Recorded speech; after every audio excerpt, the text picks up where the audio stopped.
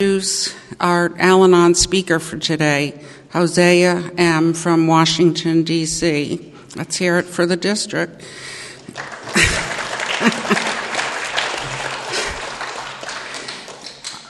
I have known Hosea for the whole time I've been in Al-Anon, which is half of my life. And I feel very privileged to have met this gentleman when I first came into the program. He was already here, practicing the steps, the slogans, the traditions, and the concepts of service.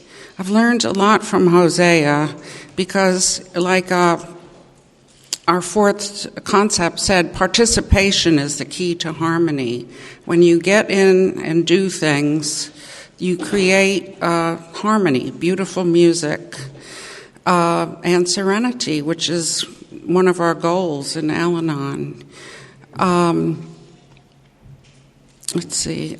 Hosea is definitely a participant. I've heard him speak several times, and I recently learned that he actually spoke at a convention in France. So he's known all over the world. So he has a really good message, so I won't waste any more time. No, not waste. I won't take any more time, and I'll introduce Hosea.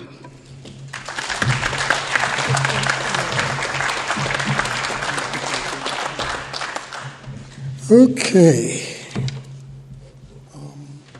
Sound check. Can everybody hear me okay? Okay. I'm a grateful member of Al-Anon. My name is Hosea. Hey, everyone. Let's do a moment of silence so that we can bring the higher power into this.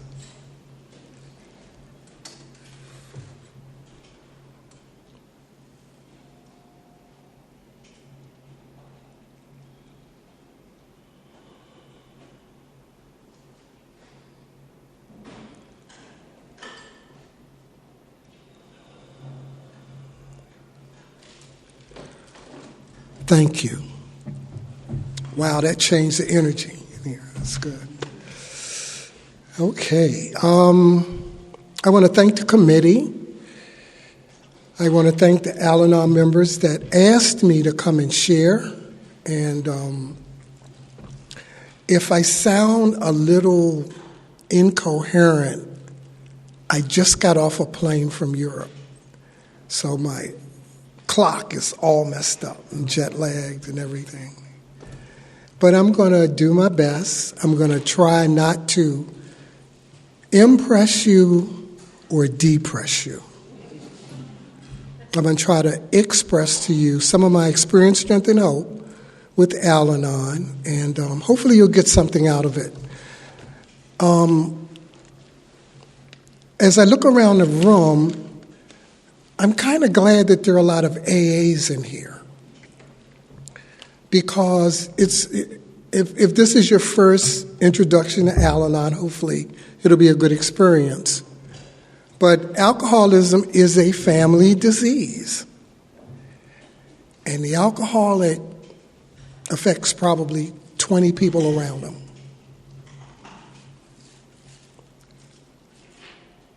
So just maybe you'll get something out of my talk that will help you with people that you sponsor, with family members that you can get sober, all of that. There are no mistakes. There are no coincidences. There's a clock. I don't really need to set my timer. But I'm going to do it anyway. So, I came into Al-Anon in 1985. Good and crazy. Had an alcoholic girlfriend, and my friends just got tired of hearing me whine and complain about this girlfriend. And so it was strongly suggested for me to try Al-Anon. And so I went into Al-Anon, but there was all these women in there. Wasn't a whole lot of men in there. And But there was something in there. The people were like smiling, they were calm. And this lady with a lot of time said, I guess she saw how uncomfortable I was. She said, if you stay in here with us, we will help you to become an emotionally balanced man. She didn't lie. I am so much better than I was 38 years ago. And my anniversary time in Al-Anon is in April. So last month, I celebrated 38 uninterrupted years in Al-Anon.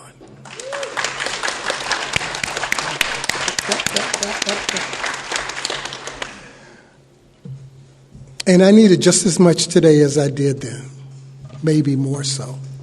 Because back then I didn't really know how deep my issues went.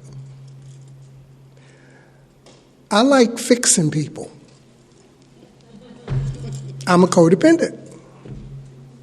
I will help you cut your grass, and my grass is yay high. I will come and help you wash your dishes, and my sink is full of them.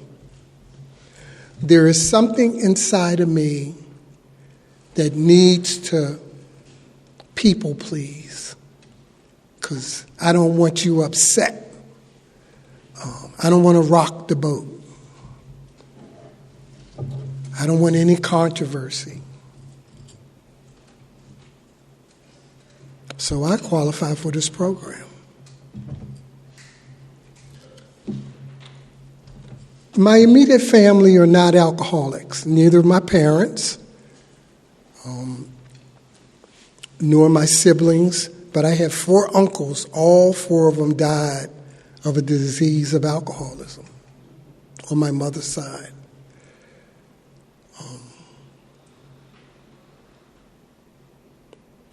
So this program is just so important. Let me tell you a little bit about me, my life, and then I'm going to get into hopefully telling you about the steps in Al-Anon, some of the traditions in Al-Anon, how I'm using them, what's going on in my life today, and we'll see where it goes from there. I come from a 2-parent home, just 2 hardworking black folk, and I'm from Washington. My parents are from Florence, South Carolina. And I remember that when my father was in World War II, the Army trained him in architecture, engineering. They were building landing fields in the Pacific Theater. And when he got out of the Army and went back to Florence, South Carolina, he could not beg, borrow, or steal a job in that profession. Wasn't happening there at that time. So he moved the family to Washington. And I wasn't born yet. And he couldn't beg, borrow, or steal a job in his profession there. I mention that because what he has taught me was the futility of staying bitter. You can get angry, you can get upset, but I cannot afford to stay there. I can't stay stuck there because it damages me.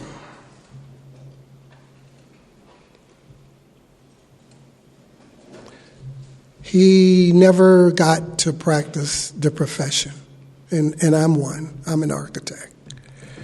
And but he was at all my baseball games. He was at all my music concerts. He was present in my life,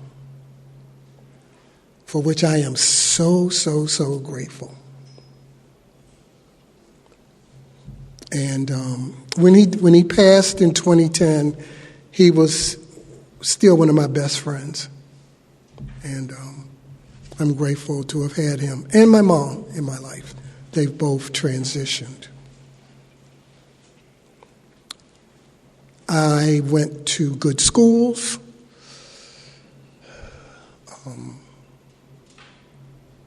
I thought I had a relatively normal childhood, and for that I'm very, very grateful.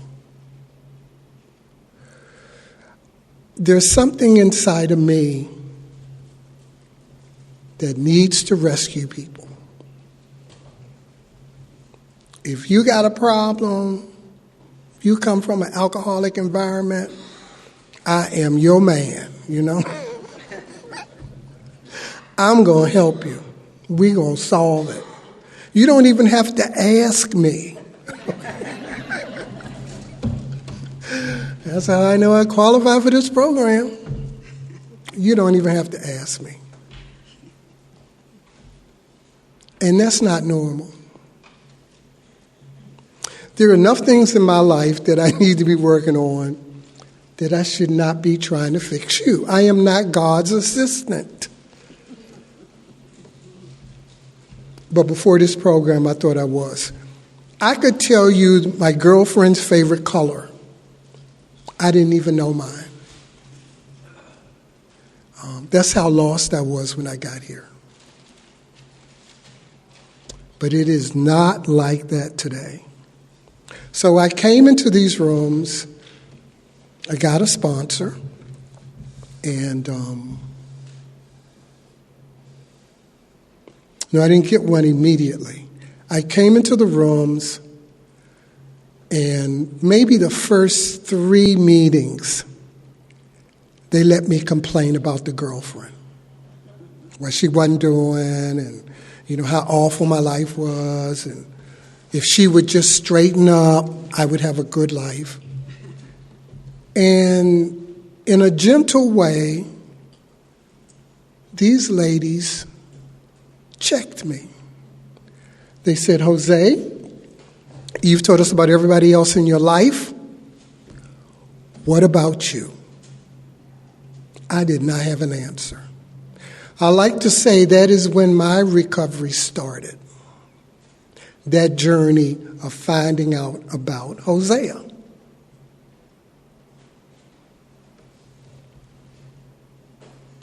They told me to stop minding other people's business. That's God's job. Today I understand that. It was just much easier for me to help you with your stuff than it was for me to look at my stuff. Today I understand that. Today I'm willing to look at my stuff.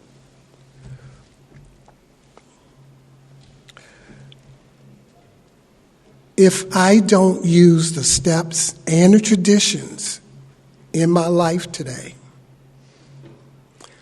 I won't change. And if I don't change, I'll still keep doing that same dumb stuff. Because it's default for me to put myself last and to take care of you. And that's not self-love.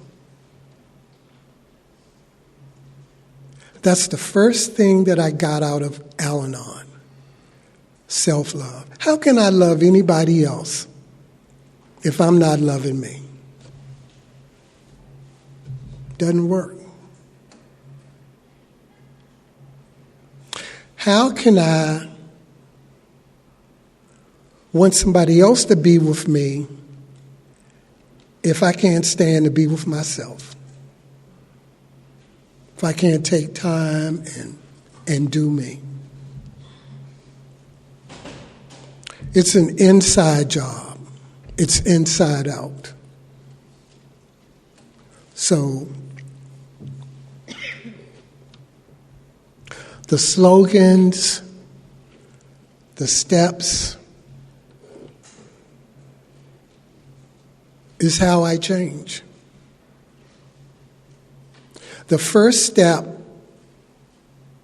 is where I surrender to the problem.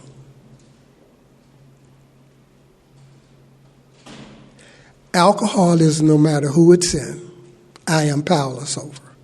I'm powerless over what somebody else does or not do. And to date, the only step that I've been able to work perfectly is the first part of the first step. The second part of the first step, I was not doing a good job managing my life. I got a new manager. Today, my manager is my higher power. Does a much better job. When I'm managing my life, total insanity. I'm crazy. I'm trying to run stuff. My higher power does a much better job.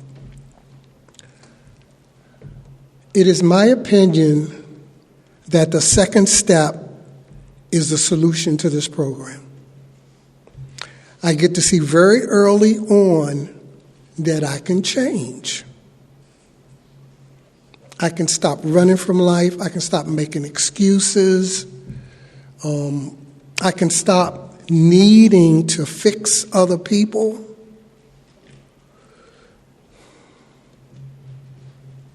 I can get a life. I can look at the things that I want to do in my life, which I never did.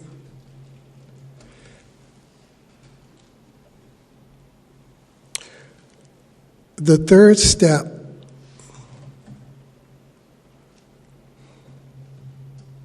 I like to think of the third step as being up on a high wire, way up in the air. And there's a safety net underneath me. So even if I fall off, I will be okay. That is how the third step works in my life. It's going to be all right, no matter what happens, how the wind blows. I just need to keep trusting that things will work out. And they have, better than I ever could imagine. After I had been around here about a year,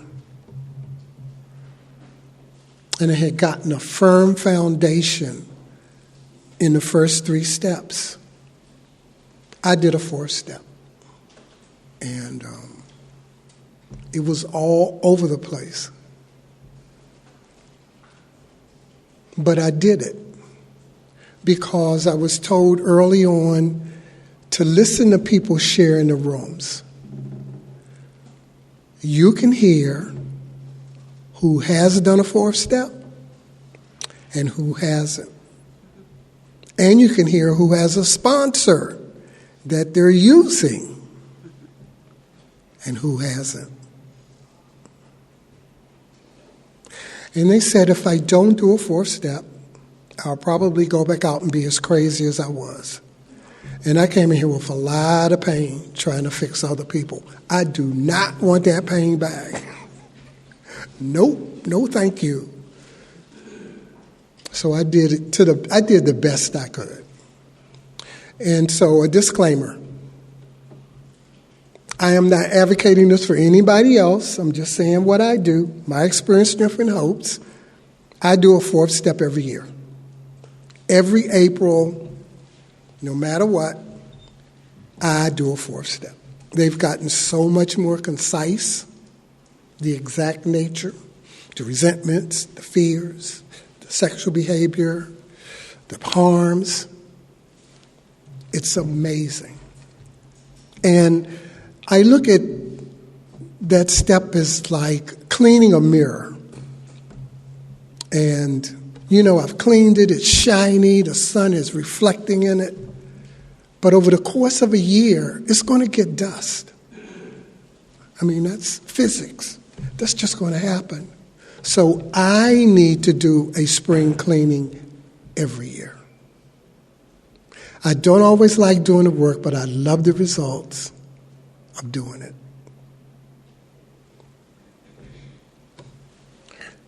So when it was time to do a fifth step, I could have done it with my sponsor, but the people I was talking to, everybody went to a priest. I'm not Catholic, but, I figure I could do that too.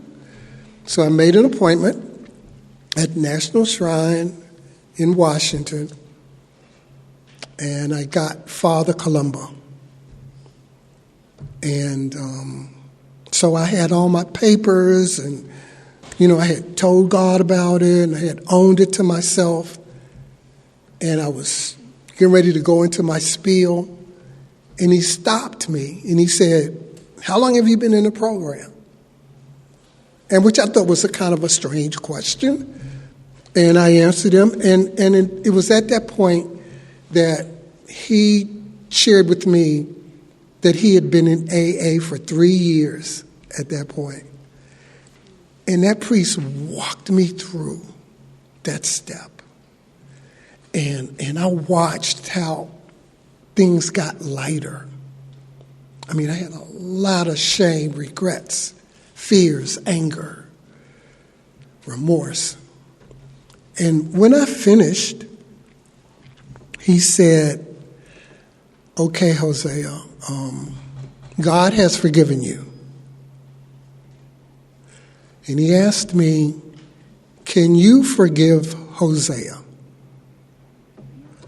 And the moment that I said I could, something changed. Something changed. I could see the stained glass windows. It was just amazing. I was floating. And it also changed the way I shared in meetings. Because before that, I was sharing theoretically what I thought. After doing that fifth step, I could talk about how I felt. These steps are magical.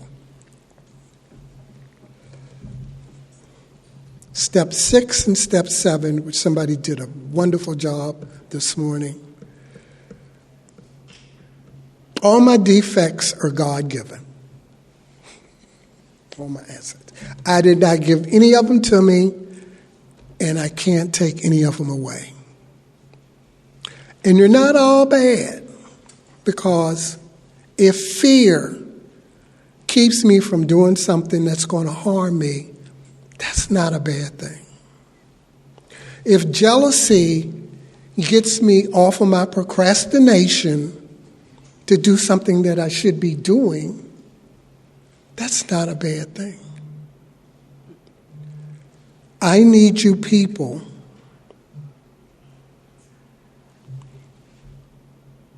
and I need the God of my understanding to help me have balance with it. And I'll be doing those 2 steps the rest of my life. Because my defects aren't going anywhere. And on days when I'm kind of spiritually centered, the defects become assets. So that's why I need to stay in these rooms and let you people continue to help me to learn and to grow.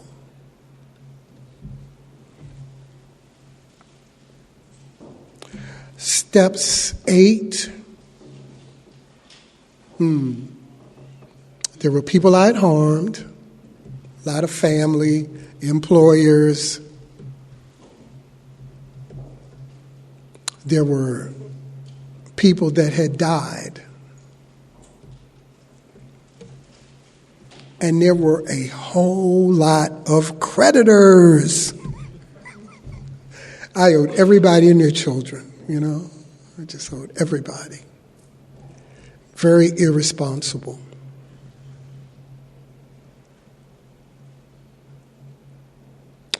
What my sponsor,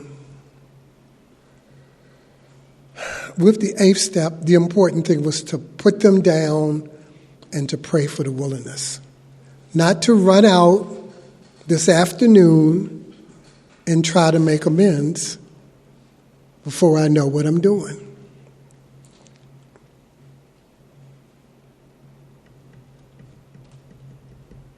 My sponsor said that when the opportunity presented itself to do a 9th step, I need to explain to the person why I need to do this amends for me. Because all of the steps are for me. You get something out of it, that's wonderful.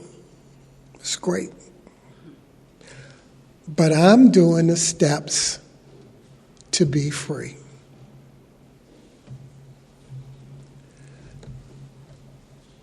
It is also my opinion with the 9th step and my experience that once I have done an amends, that's it. I will not allow you to beat me up about my past. I will not allow you to keep throwing it up in my face.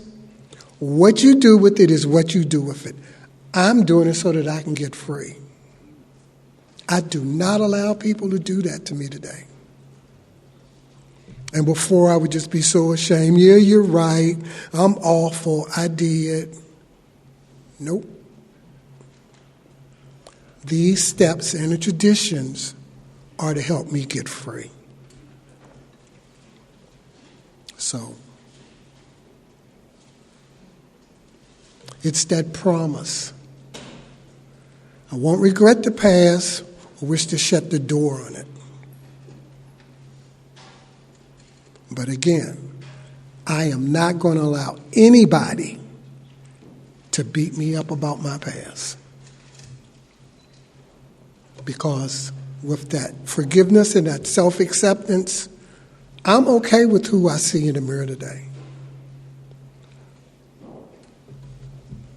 Before this program, I was not. So the 10th step, continue to take personal inventory, and we were wrong, promptly admitted it. That's when I started going to the doctor. Because, fixing other people, taking care of other people is a full-time job. I did not have time to take care of me. Okay? So I started going to the doctor, to the dentist. Started back dancing. Just looking at myself, because this program is mental, spiritual, and physical. And if I'm not feeling good physically, it's hard in recovery for me. So, especially us guys, if you haven't been to a doctor lately, go get checked out. Make sure everything is good. But for the grace of God, as far as I know, I'm okay today. And I do go to the doctor religiously and to the dentist. And for that, I'm very, very grateful. The step also says, and when we were wrong, properly admitted it. But what's inherent also in that step is that every now and then, I do something right, It's an opportunity where I need to be patting myself on the back, celebrating my little teeny victories, because I'm real good at beating up on myself. I'm real good at talking about when stuff is awful and how bad it is and woe is me, all of that. It was very hard for me to come in here, in these rooms, and talk about when things got better. And not do it in a bragging manner. But newcomers need to hear hope. If nothing gets better, why would they want to stay? I need balance. I need to hear about some good stuff too. I need to hear about when you lost the job, how you dealt with it, but also I need to hear when you got that better paying job, that bigger house or that newer car or just new partner, I need hope. Step 11 is where I get quiet. And I do that every morning. I have a quiet time where I just stop everything. But in these rooms, if I go to meetings and I stop trying to fix other people, and I pray and get a relationship with my higher power, my life gets full. Oh my God. But even with that, I mean, even the football games have a halftime, I need to take some time, clean my glasses, refocus, make sure that I'm still going in the direction that I want to go in, because my life has changed considerably. And so it's very important that I continue to look at why I think my higher power has me in the rooms, and pray for the power to deal with that as I learn what that is. I believe step 12 is about sponsorship. And sponsorship is, in my opinion, not necessarily telling other people what to do. It's more listening. Because people are going to do what they're going to do. They are. But the spiritual awakening is a change of attitude about me, that I have about me, and that I have about you as a result of working the steps of this program. That's the only way that I change.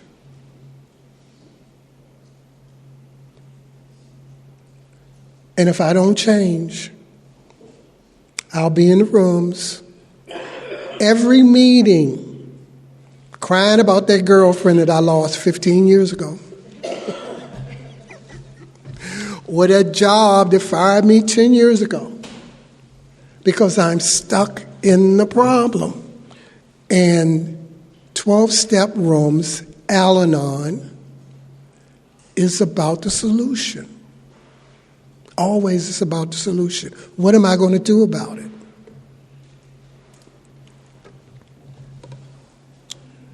I'm going to go a bit through the traditions. I think I got time. Hope I'm not boring you all too much. Anyway, I was in a meeting whining and complaining about a new girlfriend, right? And so this long-timer said, wow, Jose, you really got problems. So you know that if you take the traditions, they definitely work with the groups, but if you take the traditions and you personalize them, they will help you deal with any and all problems that come across your path. She did not lie. Oh my God. I use the traditions just as much as I do the steps. The first edition talks about the common welfare should come first. Greatest progress, personal progress for the greatest number depends upon unity. What I didn't get was that unity comes first with me. I got to get unity. I cannot give away anything I don't have. But when I do, I'm no longer fighting against things. I'm able to go with the flow. The second tradition, which talks about a loving authority, a God as he may express himself in our group conscience. Our leaders are but trusted servants. what this tradition reminds me is that I don't run anything. Neither do you. God does. But it's important that I remember that I don't. Things don't always have to go my way. And before this program, everything had to go my way. The third tradition, I'm just going to read it for those. The relatives of alcoholics, when gathered together for mutual aid, may call themselves an Al-Anon family group, provided that as a group they have no other affiliation. The only requirement for membership is that there be a problem of alcoholism in a relative or a friend. I'm very judgmental. And what this tradition does is like, nope, that's not your call. Who's supposed to be doing what? You are not in charge. So I need to remember that, and especially outside of this room.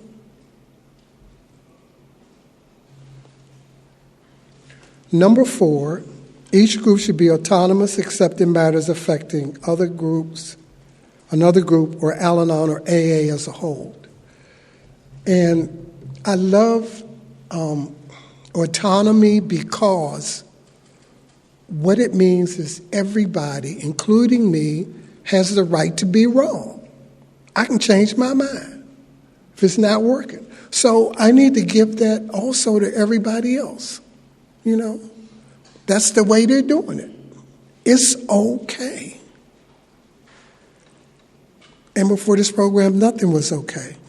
The 5th tradition talks about me needing to work the steps myself. I can't give away anything that I don't have. Excuse me. The 6th one reminds me not to endorse anything or lend my name. And the people pleaser in me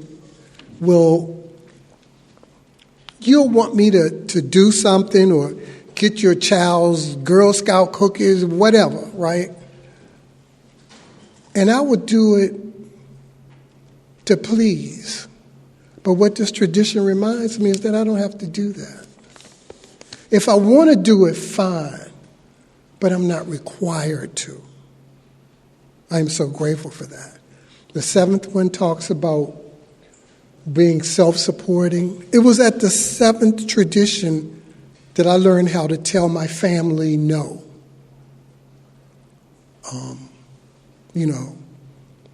Had a lot of financial things where I was giving money to family members. I just couldn't say no.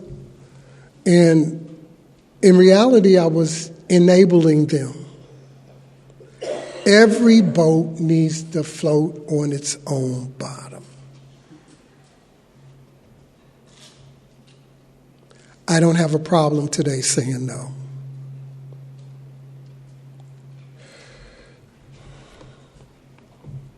I'm going to kind of jump a bit because I'm running out of time. I didn't think I was going to. The 10th tradition talks about no opinion on outside issues. And I remember at 9/11, and I was in a meeting, and the people were in the meeting, everybody was crazy and angry.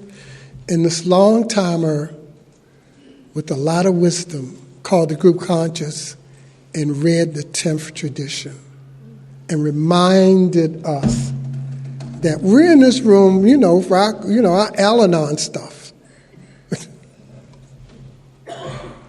Doesn't mean I don't have an opinion, but that wasn't the venue to discuss it.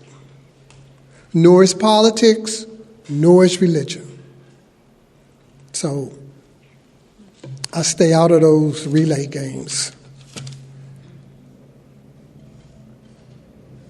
I'm going to go to the 12th. Anonymity is the spiritual foundation of all our traditions, ever reminding us to place principles above personalities. And I think anonymity is important because everybody gets one seat. And it doesn't matter if you're a brain surgeon, on the city council, an Indian chief, a mom on public assistance. Everybody gets one vote. And if we can keep that out of the rooms, it just makes it for me a safer place to feel a part of and not to feel low self-esteem if I don't have 12 alphabets behind my name. It's very important that I try to keep this program simple. So I wanted to talk a little bit about what has happened in my life as a result of doing this. All my relationships have gotten healthier. Now I have to say that I'm still a bachelor. I don't have any children. But I love my lifestyle. Oh my God. I travel all around the world. I kind of do what I want. I'm retired. I'm work optional. I work if I want to, and I don't if I don't. What this program has given me is I had 4 years, and my sponsor was complaining to me about I need to go back and further my education. I got an undergrad. I'm good. And he's like, no. So I had started traveling. And I applied to the number one school in the country, in my opinion, Harvard's Grad School of Design, right? Because I know they're not going to take me. And I can get him off my back. So I do the application, I go up, I do the interview, and I go off to Europe. And I come back, and I had been accepted. Oh my God, right? So now I'm scared. And it was a lady in my home group that had went to Harvard. And she said, yeah, you're as smart as they are. Give yourself permission to fail. Whew. Words of wisdom. I went up there and I had a ball. And I plugged into the fellowship. And the quitter runner that never follows through, I was able to complete that program. I mention that because the biggest gift out of doing it, I'm grateful for that opportunity, make no mistake about that. One of the biggest gifts was that's what I was able to do. That's not who I am. Who I am, I find out by working the steps and the traditions and the concepts of this program and doing my steps. I'm real clear. I'm not the girlfriend on my arm. I'm not the car I drive. I'm not the address. I'm not the money or lack of in my bank account. And all those things was who I was before this program.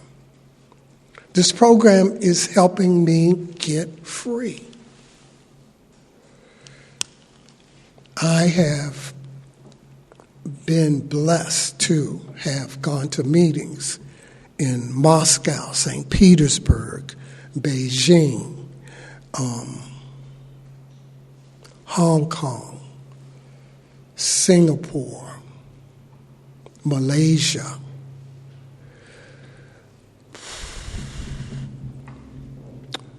Peru, Argentina, Chile, Brazil, Mexico, London, Switzerland, Germany, Spain.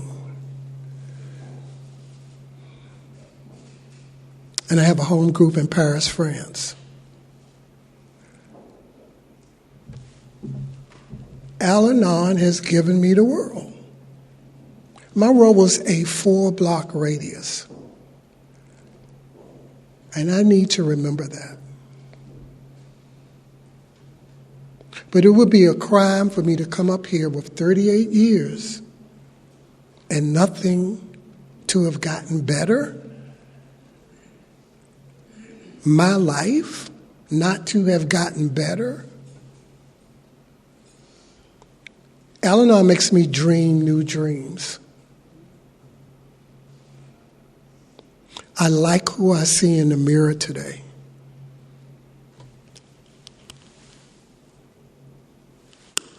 Okay.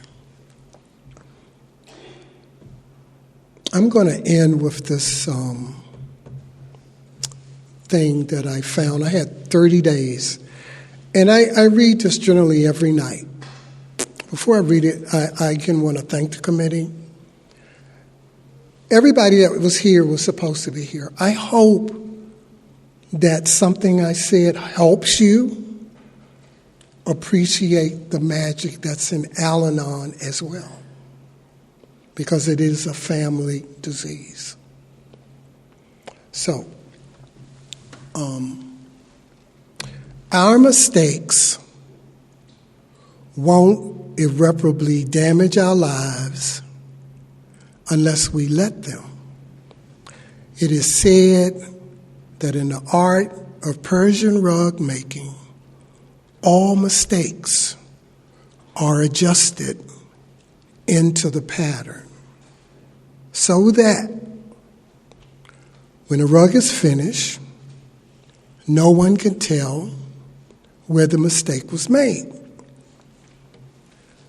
The same kind of adjustment will take place in our lives if we will but let go of the mental thread of each mistake